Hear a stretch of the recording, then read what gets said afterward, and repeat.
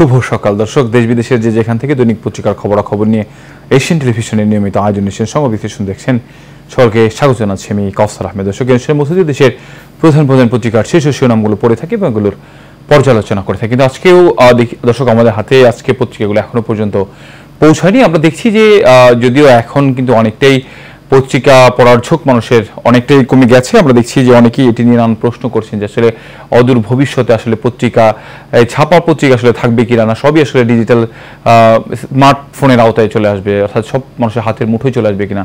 যদি এখন আমাদের হাতের মুঠোই সবকিছু চলে আসে, ফলে এখন আমাদের হাতে থাকে স্মার্টফোনের মাধ্যমেই জাতীয় যে দৈনিকগুলো রয়েছে সেগুলোর সংবাদ শিরোনাম আপনাদেরকে জানাবো। দর্শক, দৈনিকগুলো চলে যাচ্ছি মূল আয়োজনে শুরুতেই যে পত্রিকাটি দিয়ে আমরা শুরু করি থাকি আমাদের নিয়মিত অনুষ্ঠান দৈনিক দেশ রূপান্তর পত্রিকা দিয়ে। আজকে আমার হাতে দেশ রূপান্তর পত্রিকা যেটি রয়েছে সেটি সংবাদ শিরোনাম যেটি করেছে, দায় মুক্তি পাবেন না বেনজির, আগামী 6 জুন বেনজিরকে জিজ্ঞাসাবাদ করবে দুদক, 9 জুন দেখা হবে স্ত্রী সন্তানদেরকে, বেনজির ও পরিবারের সদস্যদের সম্পদ জব্দ। দর্শক, আমরা দেখেছিলাম যে এর আগেও অনেকেই যারা এই দুর্নীতির সাথে জড়িত ছিল, যেমন আমরা দেখেছিলাম বেসিক ব্যাংকের চেয়ারম্যান আব্দুল হাই বাচ্চু, আবার আমরা এর আগেও দেখেছি যে যুবলীগের যে ঢাকা মহানগরের নেতা ছিলেন ইসমাইল হোসেন চৌধুরী সম্রাট, এছাড়াও অনেক মানুষ রয়েছে যাদেরকে আসলে যারা দুর্নীতি করে বিশাল পরিমাণে একটি দুর্নীতির দায় তাদের উপর থাকার পরেও কিন্তু সরকার যে কোনোভাবে তাদেরকে যে কোনোভাবে দল থেকে তাদেরকে সমীহ করা হয়েছে,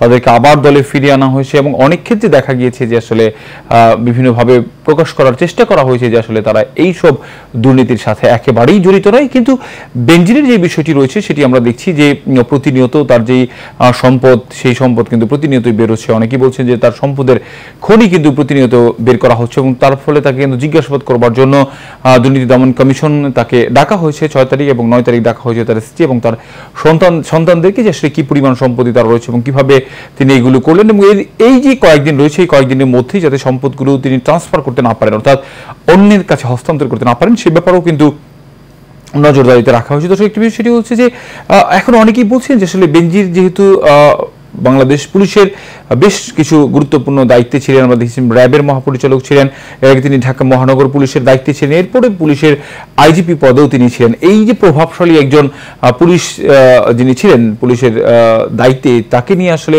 সরকার আসলে কিভাবে দেখবে সেটি কিন্তু একটি দেখবার বিষয়। তো আমরা কিন্তু দেখছি যে আসলে বেশ কয়েকদিন ধরেই সরকারের যে জিরো টলারেন্স নীতি সরকার কিন্তু বলে আসছেন এবং আওয়ামী লীগের সাধারণ সম্পাদক পক্ষ থেকে বলা হচ্ছে যে আসলে দুর্নীতিবাজ যেই হোক বা যত বড় শক্তিশালী হোক না কেন তাকে কিন্তু ছাড় দেওয়া হবে না। বিশেষ করে সাবেক সেনা প্রধান জেনারেল আজিজ অবসরপ্রাপ্ত এবং এই যে পুলিশ প্রধান সাবেক আইজিপি বেনজির, তাদেরকে নিয়ে কিন্তু বলা হয়েছে যে আসলে তাদেরকে কোনোভাবেই ছাড় দেওয়া হবে না, যে দুর্নীতি করুক দুর্নীতির দায় কিন্তু তাদেরকে ডাকা হবে। আমরা ফলে দেখছি যে আসলে দুর্নীতি দমন কমিশন তাদেরকে ডাকছে এবং তাদেরকে সম্পত্তি কিন্তু ক্রোকের এই যে পরিস্থিতি যেটি রয়েছে সেটিও কিন্তু দেখভাল করা হচ্ছে। অর্থাৎ এই যে তাকে ছাড় না দেওয়ার যে ঘটনা সেটি কিন্তু আসলে অনেকটাই ইঙ্গিত পাওয়া যাচ্ছে। দর্শক, আমরা শুরুতেই দেখছিলাম দেশ রূপান্তর একেবারে এই সংবাদ শিরোনামটি করেছে।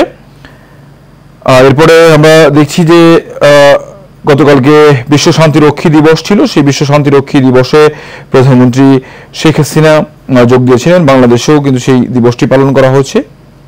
সেই প্রধানমন্ত্রী সেখানে বেশ কিছু কথাই কিন্তু বলেছিলেন, আমরা শুনেছি। সেখানে একটি বিষয় ছিল যে বাংলাদেশে যারা শান্তিরক্ষী রয়েছে তারা কিন্তু সেখানে প্রধানমন্ত্রী উল্লেখ করেছেন যে বিশ্বের 40টিরও অধিক দেশ অর্থাৎ 43টি দেশে শান্তি প্রতিষ্ঠায় বাংলাদেশ অনবদ্য ভূমিকা রেখেছে। ফলে বিশ্বের যেসব দেশে এই যে বাংলাদেশের সেনারা, বাংলাদেশের বীর সেনারা যে অবদান রাখছেন এবং বাংলাদেশ থেকে যখনই প্রধানমন্ত্রী সহ অন্যান্যরা বাংলাদেশ থেকে রাষ্ট্রীয় সফরগুলোতে যান তখন তাদের এই যে ভূয়সী প্রশংসা সেটি দেশকে, দেশ মাতৃকাকে অনেক উপরে তুলে নেয়। সেটি আসলে প্রধানমন্ত্রী বলেছেন যে বুক ভরে যায়। একটি বিষয় সেটি হচ্ছে যে প্রধানমন্ত্রী কিন্তু বলেছেন যে এখন তথ্য প্রযুক্তির যুগে আসলে সবকিছু চ্যালেঞ্জ হয়ে দাঁড়িয়েছে। ফলে বাংলাদেশের আর্মি যারা, বাংলাদেশের যারা এই শান্তিরক্ষী মিশনে অংশগ্রহণ করে তাদেরকেও কিন্তু ওইভাবেই তৈরি করা হবে এবং সেই ক্ষেত্রে সরকার যে ধরনের উদ্যোগ নেওয়া সেই ধরনের উদ্যোগ কিন্তু গ্রহণ করবে।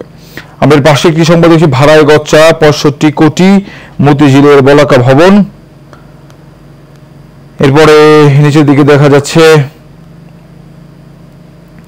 আজিজ আহমেদের বিরুদ্ধে অভিযোগ অনুসন্ধানের আবেদন, কম উপজেলার ভোটে বেশি অনিয়ম, 54 উপজেলার 49টিতে জয়ী আওয়ামী লীগ, 35% কম বেশি ভোট পড়েছে। সিসি ভোট কারচুপি অনিয়মের চেষ্টায় আটক 30। দর্শক, আমরা দেখছিলাম যে জাল ভোট দেওয়া, পাল্টা দেওয়া, সংঘর্ষ, আচরণবিধি লঙ্ঘন, প্রিজাইডিং কর্মকর্তা আটক, এজেন্টদের কারাদণ্ড এবং ভোট কারচুপি নিয়ে প্রার্থীদের অভিযোগ, পাল্টা অভিযোগ, ইভিএম এর মেশিন বিকল্প, নানান ধরনের ঘটনার মধ্য দিয়ে কিন্তু তৃতীয় ধাপের যে উপজেলা পরিষদ নির্বাচন, সেই উপজেলা পরিষদ নির্বাচন শেষ হলো। আমরা সেখানে দেখলাম যে আসলে বেশ কয়েকটি উপজেলায় কিন্তু ভোট স্থগিত করা হয়েছে ঘূর্ণিঝড় রেমালের প্রভাবে, এবং 3টি উপজেলাতে মামলা জটিলতার কারণে সেখানে কিন্তু স্থগিত করা হয়েছে সেই উপজেলার ভোটগুলো। কিন্তু বাকি যে উপজেলাগুলোতে ভোট অনুষ্ঠিত হয়েছে সেই সব উপজেলায় কিন্তু আমরা দেখেছি যে বেশ কিছু অনিয়মের খবর সামনে এসেছে, এবং এটি কিন্তু অনেকেই আবার বলছেন যে আসলে গণতন্ত্রের যে আসলে সবার যে সমান সুযোগ সেটি নিশ্চিত হয়েছে।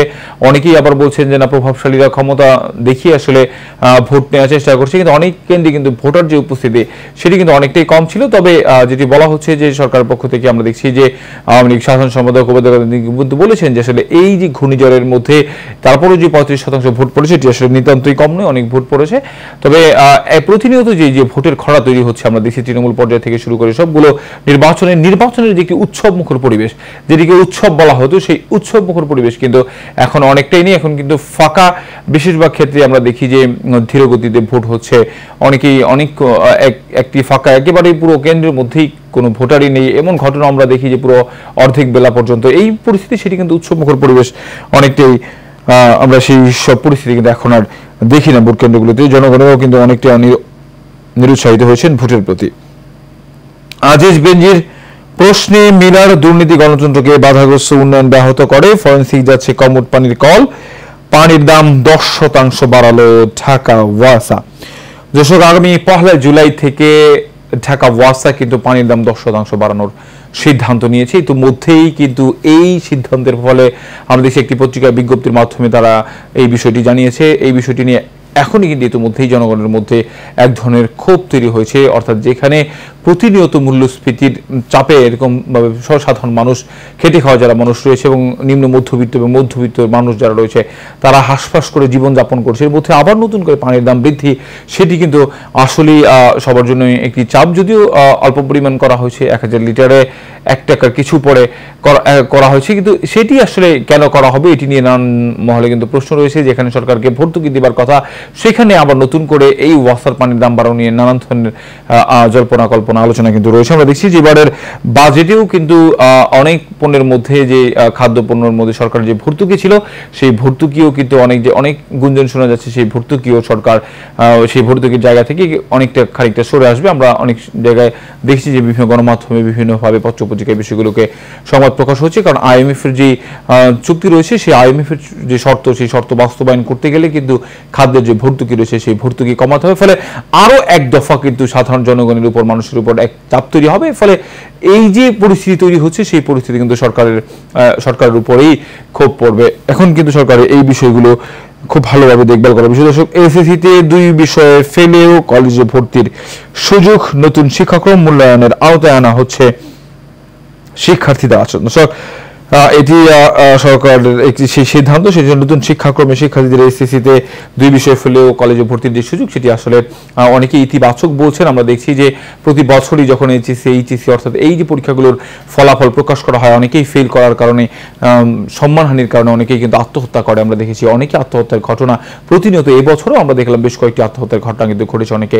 অকৃতকার্য হওয়ার পর। অনেকেই বলছে যে এই ধরনের ঘটনার ফলে আসলে এই যে পরিস্থিতি, সেই পরিস্থিতি থেকে অনেকটা পরিত্রাণ পাওয়া যাবে। একই সাথে আরেকটি বিষয়, সেটি হচ্ছে যে এইসব ছাত্ররা এই পরীক্ষায় ফলাফল খারাপ করে, তাদের থেকে কিন্তু একটি বছর, একেবারে পুরোপুরি একটি বছর নষ্ট হয়ে যায়। ফলে তাদেরকে যদি একাদশ শ্রেণীতে ভর্তির সুযোগ দেওয়া হয় এবং পরবর্তীতে যেই পরীক্ষাগুলোতে তারা ফেল করেছে সেই পরীক্ষাগুলোতে আবার পরীক্ষা দেওয়ার সুযোগ হয়, তাহলে কিন্তু তাদের বছরটিও নষ্ট হচ্ছে না, একই সাথে তাদের বন্ধু বান্ধবের সাথে তারা কিন্তু একত্রে পরীক্ষা দিতে পারছে, অংশগ্রহণ করছে। মানে এই যে আত্মহত্যা এবং সামাজিক যে হীনতা, সামাজিক যে হেয় হওয়ার ঘটনা, সেটিও কিন্তু অনেকটা কমে আসবে। এবং আরেকটি বিষয়, সেটি হচ্ছে যে দর্শক, শিক্ষার্থীদের যে আচরণ আমরা দেখছিলাম সম্প্রতি বেশ কয়েক বছর ধরেই শিক্ষার্থীদের আচরণ নিয়ে নানান ধরনের প্রশ্ন হচ্ছে, যে আসলে সম্মান করার থেকে শুরু করে নানান ধরনের বিষয় নিয়ে, সেটিও কিন্তু মূল্যায়নের আওতায় আসছে। আমরা দেখছি সেই মূল্যায়নের আওতায় যদি সেটি আসে, সেটি আসলেই শিক্ষার্থীদের আচরণে একটি প্রভাব ফেলবে বলে অনেকেই মনে করছেন।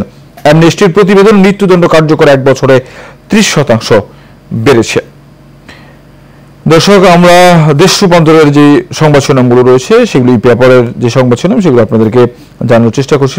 সংবাদ রয়েছে সেই পত্রপত্রিকার সংবাদগুলো আপনারা জানাচ্ছি। আমার হাতে এই মুহূর্তে রয়েছে বাংলাদেশ প্রতিদিন যেটিকে সংবাদ শিরোনাম করেছে একেবারে ফলো করে যে সংবাদটি করেছে, হামলা সংঘর্ষ বর্জনের ভোট, উপজেলা নির্বাচনের তৃতীয় ধাপেও সহিংসতা, ভোটার উপস্থিতি কম।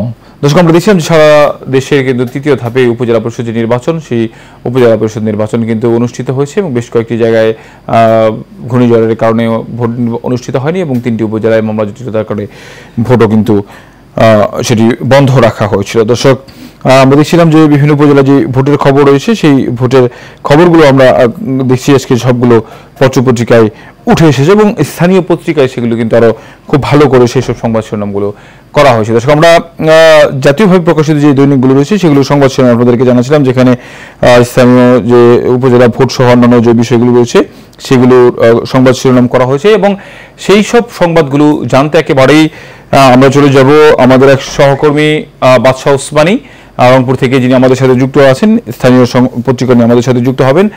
বাদশাহ ওসমানী, আমরা দেখছিলাম যে আসলে যে গতকালকেই কিন্তু সারা দেশেই উৎসবমুখর পরিবেশে আমরা যেটি বলি যে আসলে ভোট অনুষ্ঠিত হয়েছে উপজেলা পরিষদের তৃতীয় ধাপের নির্বাচন এবং নিশ্চয়ই সেই নির্বাচন কেন্দ্রিকই আসলে পত্রপত্রিকাগুলোতে স্থানীয় প্রকাশিত যে পত্রিকা রয়েছে সেগুলোতে সংবাদ শিরোনাম করেছে। আপনার মাধ্যমে দর্শকদেরকে রংপুর থেকে প্রকাশিত যে স্থানীয় দৈনিকগুলো রয়েছে সেগুলো সংবাদ শিরোনাম জানাতে চাই। বাদশা।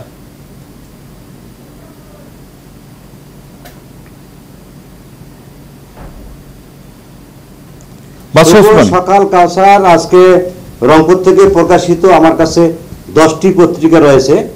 প্রথমে যে পত্রিকাটি রয়েছে দাবানল, তারাও যে নিউজ করেছে উপজেলা নির্বাচনে, তারা নিউজ করেছে এখানে রংপুরে 2টি উপজেলা নির্বাচন হয়েছে, তারা নিউজ করেছে এখানে আওয়ামী লীগ ছাত্রলীগ জাতীয় পার্টিকে বিপুল ভোটে হারিয়েছে স্বতন্ত্র প্রার্থী ইকবাল। জাতীয় ভিটামিন এ ক্যাম্পেইন ক্যাপসুল উপলক্ষে রংপুর অবৈধীকরণ পরিকল্পনা সভা করেছে সিটি মেয়র মোস্তফা। রয়েছে সকালের বাণী, তারাও একই নিউজ করেছে, পাশাপাশি তারা উপজেলা নিউজ করেছে, এখানে নিউজ করেছে রংপুর সিটির কাউন্সিলর শিপলুর বহিষ্কারাদেশ বহাল, সে কাউন্সিলর নেই আপাতত। জাগো রংপুরে একই নিউজ করেছে। প্রথম খবর রয়েছে এখানে, প্রথম খবরে তারা তেঁতুলিয়া টিসিবির পণ্য বিতরণ ওজনে কম দেওয়ার অভিযোগ রয়েছে। 52 আলো, তারাও করেছে রংপুর সদর গঙ্গাসাগরে নতুন মুখ এসেছে ইকবাল সুজন, তারা এখানে করেছে। আরো নিউজ রয়েছে এখানে মায়াবাজারে, তারা যে নিউজটি করেছে চেয়ার টেবিল সংকট, ভোগান্তিতে হাবিবপুরের শিক্ষার্থীরা, এখানে কষ্ট পাচ্ছে একটি বিশ্ববিদ্যালয়ের শিক্ষার্থীরা। এখানে রয়েছে আমাদের প্রতিদিন, তারাও নিউজ করেছে রংপুর সিটি কর্পোরেশন কাউন্সিলর শিপলুর বহিষ্কারাদেশ বহাল। তারপর রয়েছে প্রতিদিনের বার্তা, তারাও উপজেলা নির্বাচনে নিউজ করার পাশাপাশি তারা নিউজ করেছে, এখানে নিউজ করেছে তারা র্যাবের নতুন ডিজি তারা নিউজ করেছে। তিস্তা সংবাদ রয়েছে, সেখানে তারা ঘূর্ণিঝড় রেমালের ক্ষয়ক্ষতি রংপুরে হয়েছে এমন তারা নিউজ করেছে। হিলি দিয়ে দেশে এলো 22 ট্রাক ভারতীয় কাঁচামরিচ, হয়তোবা কাঁচামরিচের দাম আরো কমবে। রয়েছে যুগের আলো, তারাও নিউজ করেছে, একই নিউজ করার পাশাপাশি যুগের আলোতে তারা নিউজ করেছে রংপুরে অবৈধ দখলদারদের কারণে বনের উপকারিতা থেকে বঞ্চিত হচ্ছে মানুষ, গাছ খেয়ে ফেলছে বনের লোকজনেই। তারপর রয়েছে জাগো রংপুর, তারাও যে করছে যমুনাশ্বরী বদরগঞ্জের নদীতে বালু উত্তোলন, প্রশাসন নীরব।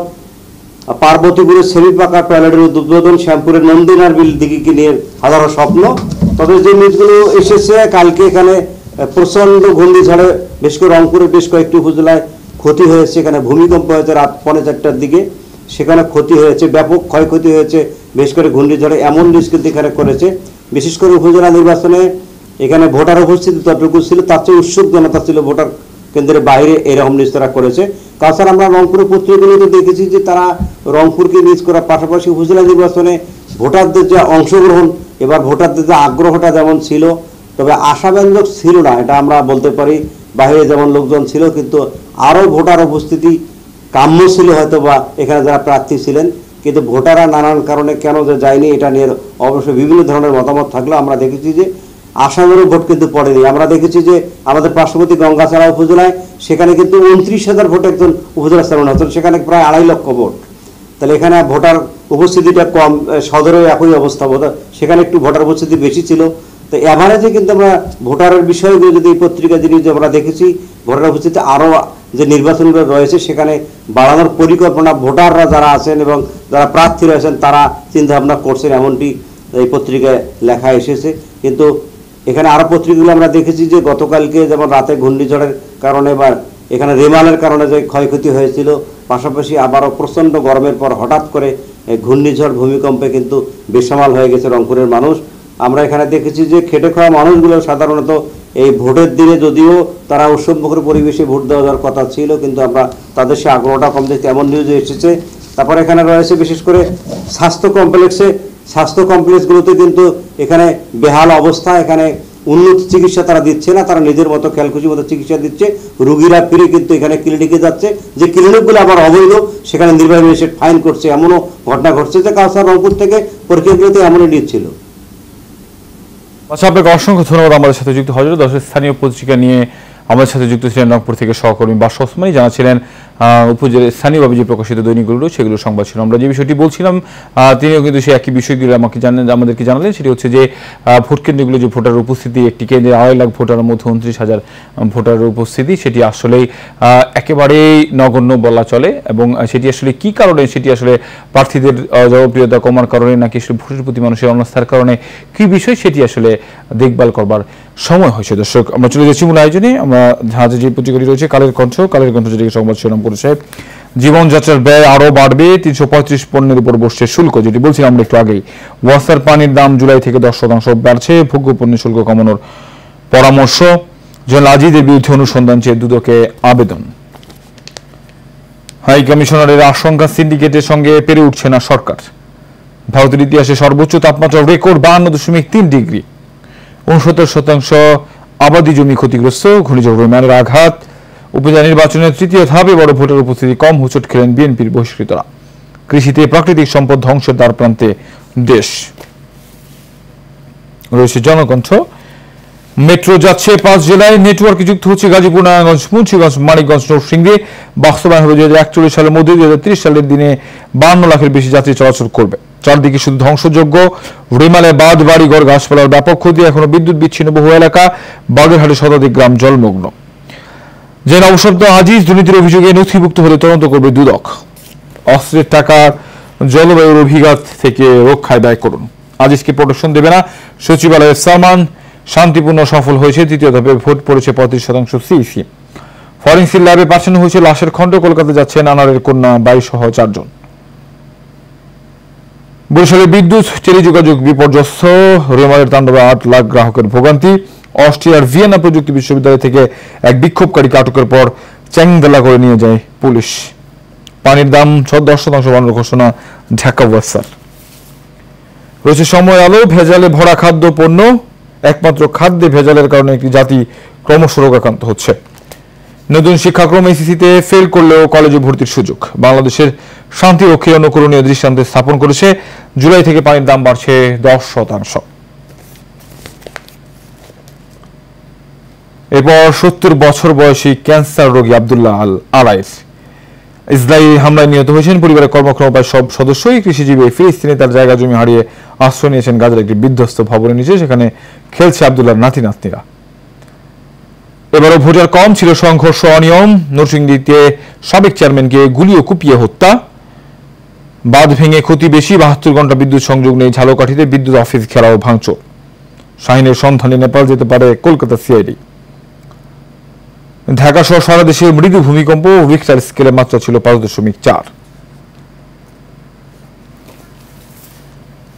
আমার হাতে আরো বেশ কয়েকটি পত্রিকা রয়েছে। আমরা আসলে সময় একেবারেই শেষ মুহূর্তে চলে এসেছে আমাদের অনুষ্ঠানের। আমরা আজকে যে বিষয়গুলো দেখলাম আমাদের আজকে হাতে থাকা পত্রিকাগুলোর সিনেমার মধ্যে, সেটা হলো উপজেলা নির্বাচনের যে ভোটের পরিস্থিতি, সেই পরিস্থিতি সামনে চলেছে। এবং এখন কিন্তু প্রতিনিয়ত আমরা দেখছি যে দুর্নীতির যে খবরগুলো, সেই খবরগুলোকেও সামনে আনা হয়েছে। বিশেষ করে বেনজির এবং জেনারেল আজিজের যে সংবাদ, সেগুলোও কিন্তু আমরা দেখছি এবং সেটি নিয়ে নানা ধরনের চৌচারা বিশ্লেষণ হচ্ছে। এবং আজকে যে বিষয়টি ছিল সেটি হচ্ছে যে ভোগ্য পণ্যের দাম বেড়ে যাওয়া এবং পণ্যের শুল্ক কমানো সহ যে ঢাকা ওয়াসা যে পানির দাম বাড়ানোর সিদ্ধান্ত নিয়েছে সেটি নিয়ে বেশ কিছু পত্রিকায় কিন্তু সংবাদ শিরোনাম করা হয়েছে এবং জনমনে এগুলো নিয়ে নানান ধরনের প্রতিক্রিয়া রয়েছে। তবে আমরা আশা করব নিশ্চয়ই আসলে সামনে যে বাজেট রয়েছে সেই বাজেট একটি জনমুখী বাজেট, গণমুখী বাজেট হবে, জনগণের কল্যাণে বাজেট হবে, সাধারণ জনগণকে চিন্তা করে বাজেট হবে, সেই প্রত্যাশা রেখে শেষ করছি দৈনিক পত্রিকার খবরাখবর এশিয়ান টেলিভিশন নিয়মিত আয়োজন।